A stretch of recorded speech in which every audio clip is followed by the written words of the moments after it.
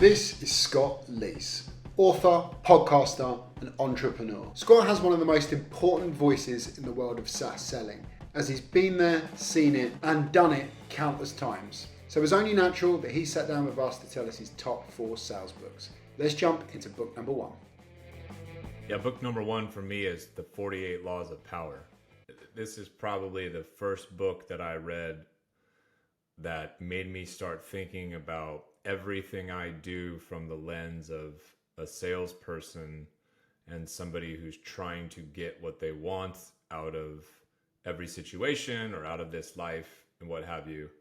And it's super compelling. It's just like 48 different stories. You talk about how some courtesan in France like maneuvered her way up to be the Queen of France, and all these cool stories like that.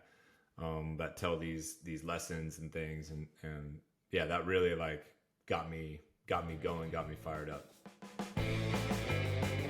Yeah, book number 2, I'd probably say The Hard Thing About Hard Things by Brett Horowitz, I think, from Andreessen Horowitz. You know, it reminded me of this saying my dad told me when I was a kid that I never forget. He just sort of said, you know, they call it work for a reason, son. If it was supposed to be fun, they'd call it fun. And, you know, the book was just talking about different entrepreneurial journeys and lessons learned from different companies and things like this. And it's just like a reminder that all the things that we're trying to do every single day are not easy at all. And you know, it's commendable to even try, and it's even more commendable to have tried and failed and then keep trying. And then ultimately, hopefully, you succeed and you end up in a good place. And everything that it teaches you about resilience and hard work and overcoming challenges and all this kind of thing. And this is coming from somebody who's, you know, arguably, I don't know, well, it's got to be one of the top like 10 to 20 minds over the last 20, 30 years, and at least in tech and in SaaS and things like that. So just a really good framework, I think, for how to view life and your career and entrepreneurship and stuff like that. Yeah, book number 3 is probably Shoe Dog by Phil Knight. This is probably a super popular, you know, selection. So apologies for repeating myself or repeating somebody else maybe, but you know, this is just like a great like American business story, you know, somebody who's up against it all the time, you know, multiple moments where this business of Nike was about to fall apart or it wasn't going to make it. And he kind of shoves his chips all in and makes a bet on, you know, Michael Jordan, for example. Right. And that propels them to all these enormous heights and this kind of thing. So really good entrepreneurial kind of journey and story. You learn a lot about the power of branding and marketing. And again, it's just like about the struggles. I guess there's a theme for me, which is like anything that gets really personal about the struggles, not just of the company, but of the founder, right? I think I guess I must relate to that kind of stuff quite a bit. And yeah, you know, that was a book that I actually read fairly late. I sort of read it once I had been out on my own. So sometime in the last 5 years, I read it. But good for me, you know, as I work on my own endeavors, as I think about setbacks and, you know, how do I grow, how to position myself in this particular way and whatnot.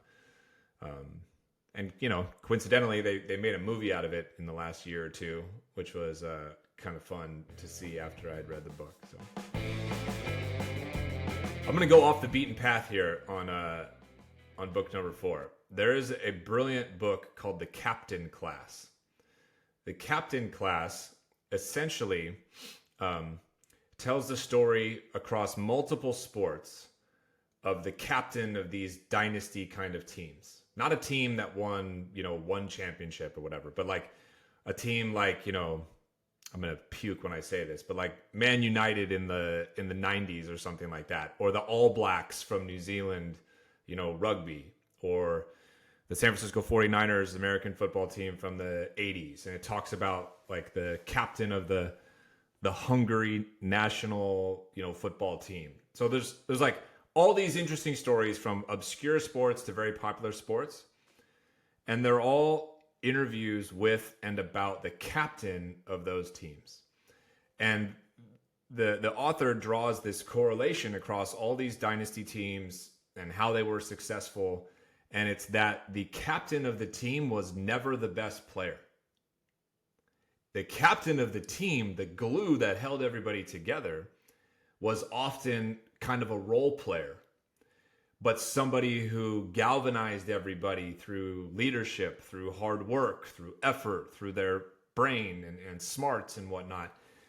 And it's just, I find it like a really interesting concept that is applicable to sales and sales leadership, the arena that I've been in. You hear a lot of people say, you can't just promote your number one seller and expect them to be the sales leader, right? Well, the number one player on your team is not necessarily the best leader or the captain of the team. So, as a sports fan and a business fan, whatnot, I love this book. A friend of mine recommended it to me, and it just tells these cool stories across all the chapters, all these different captains, all these different sports from all around the world, and what they did and what made them great, what made those teams great. This particular book identifies different types of leadership. Like, it's not always the person shouting and getting everybody's attention. There's sometimes some of these leaders are very stoic and very quiet and just go about their business.